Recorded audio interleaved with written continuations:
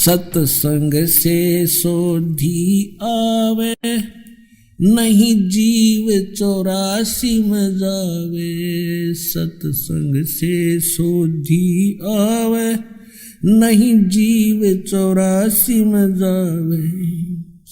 अब मेटो द्वेष और राग, हो राग या उम्र बतेरी जाली। अब मेटो द्वेष और राग, हो राग या उम्र बतेरी जाली।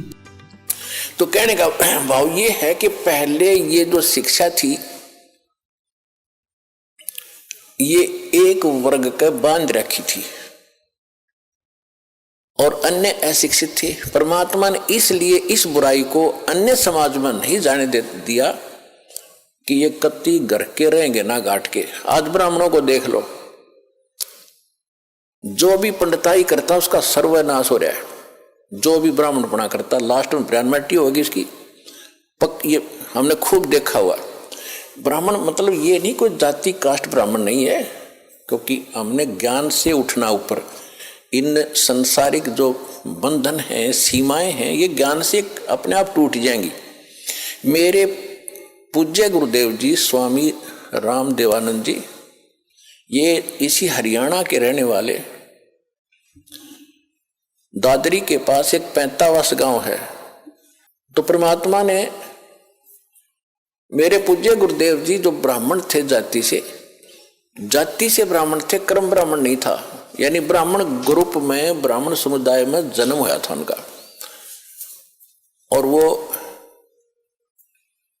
अपना खेती थी, किसानी करते थे उनके माता पिता। और उनके भी जमीन थी 5-4 किले एकड़ जमीन उनके हिस्से में। उसके पिताजी के पास तो काफी जमीन थी, तो खुद पाली जाते थे। तो वो ब्राह्मण थे जाति के। जब उनको ज्ञान हुआ, हमारे पूज्य दादा गुरुजी उनको मिले। और मेरे दादा गुरुजी यानी मेरे गुरुजी के जो गुरुजी थे वो छावला गांव है दिल्ली में, नजफगढ़ के पास। उस छावला गांव के वो जाट थे। और उन्होंने फिर काशी विद्यापीठ में, उसके बाद फिर ये हल्की हो गई थी। मतलब जैसे हमारे गुरुजी जो थे, हमारे दादा गुरुजी जाट थे और हमारे दादा गुरुजी के जो गुरुजी थे वो भी ब्राह्मण थे। और वो काशी विद्यापीठ वो पढ़ नहीं सके, उसने उन बच्चे को अपना गोद लेकर यानी अपना शिष्य बना कर सर्टिफिकेट बना के भेजा कि काशी विद्यापीठ में पढ़ का। तो हमारे दादा गुरुजी थे वो काशी विद्यापीठ में 4 विषय के आचार्य बन गए। और उसके बाद फिर मेरे दादा गुरुजी को पंडित चिदानंद नाम था उनका, चिदानंद जी महाराज। उनको पंडित चिदानंद जी कहा जाने लगा, क्योंकि वो 4 विषय में के आचार्य बन गए, 4 विषय के, 4 सब्जेक्ट के। और उनका एक गांव है, उनका गांव गोपालपुर, तहसील खरखोदा, जिला सोनीपत। गांव गोपालपुर में एक आश्रम है छोटा सा, उस पे लिखा हुआ है पंडित चिदानंद आश्रम गोपालपुर। दास उसको देख कर आया है। तो कहने का भाव यह है कि हमारे दादा गुरुजी जाट होते हुए पंडित कहलाए और मेरे पूज्य गुरुदेव जी ब्राह्मण होते हुए वो ब्राह्मण नहीं, एक संत कहलाए, स्वामी संत।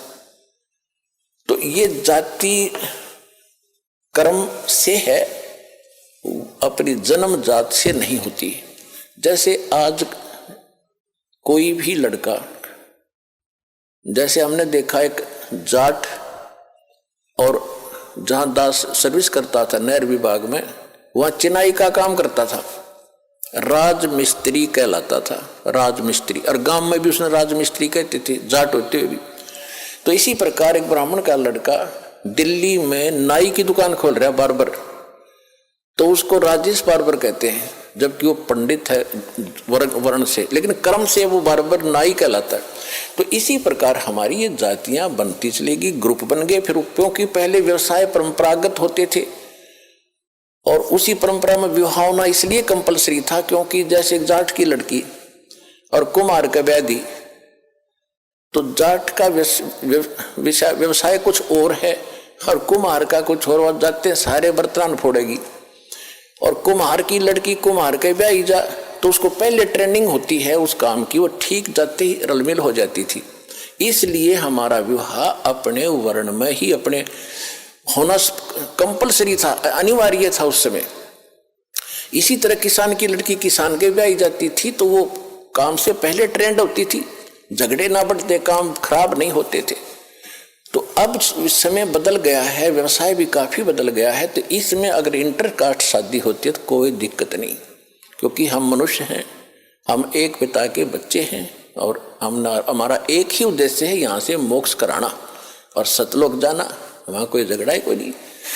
तो इस प्रकार हमने इस काल के जाल को काटना है, हर तरह से इसको कंडम करना है, सच्चाई को ऊपर लाना है। तो इसलिए ये विद्या जो थी ये सीमित होकर रह गई और परमात्मा ने ये इसलिए आपको नहीं आने दिया आप तक, क्योंकि वो पीक टाइम नहीं आया था, प्राइम टाइम नहीं आया था जिस समय आपको पार करना था। वो कब करना था? परमेश्वर ने काल से कहा था, जब काल की और परमेश्वर कबीर जी की गोष्ठी हुई थी प्रथम सतयुग में, जब सारी बात हो गई कि आप किस लिए आए हो सतलोक से, अपने परमात्मा ने अपना रूप बदल रखा था, अपने पुत्र जोगजीत का रूप बना रखा था। और ये जो काल है ये भी उस परमात्मा का 17वां पुत्र है, ये उसका 17वां पुत्र है। और इसने वहां गलती कर दी थी जिस कारण से इसको निष्कासित कर दिया।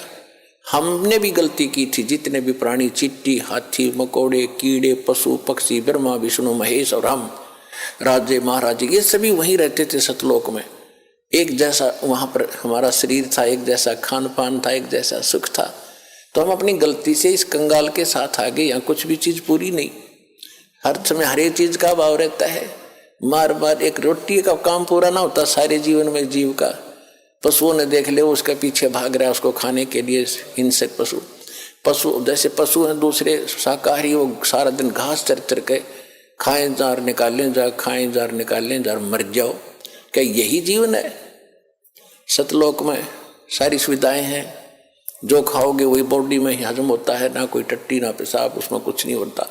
ऐसा गजब का ना कोई, अब सोता उठते आदमी फ्रेश होता है, फ्रेश होते सबसे पहले टट्टी मास दे है। तो यहाँ तो ऐसा ही रहेगा। तो वहाँ चलेंगे हम जहाँ सारा सुख है, इतना सुंदर शरीर कभी व्यर्थ नहीं होते, वहाँ कोई बकवास नहीं आती, मन में दोष नहीं होता।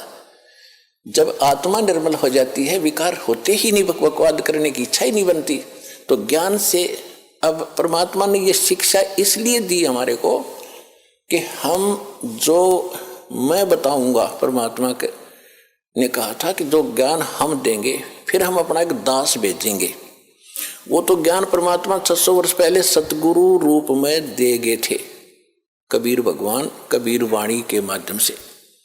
कबीर सागर, कबीर बीजक, कबीर शब्दावली, कबीर साखी, इस तरह उन्होंने कई भागों में बांट रखा है, बाद में प्रिंट करने वालों ने। बाकी ये सभी कबीर वाणी है, जिसके विषय में गीता अध्याय नंबर 4 के श्लोक नंबर 32 में कहा कि वो परमात्मा स्वयं अपने मुख कमल से जो ज्ञान देता है उसमें यज्ञ यानी धार्मिक अनुष्ठानों की जानकारी विस्तार के साथ बताता है, और उसको जानने के बाद सब कर्मों से मुक्त हो जाता है। चौथे अध्याय के 34वें श्लोक में कहा कि उस ज्ञान को तत्वदर्शी संतों के पास जाकर समझ। तो कहने का भाव यह है कि परमात्मा ने 600 वर्ष पहले आकर ये तत्व ज्ञान बताया था।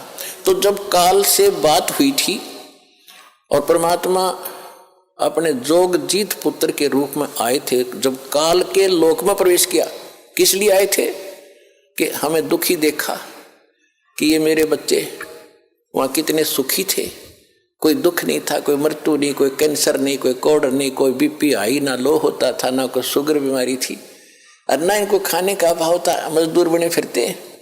काल ने हमारे को कितना मूर्ख बना रखा है।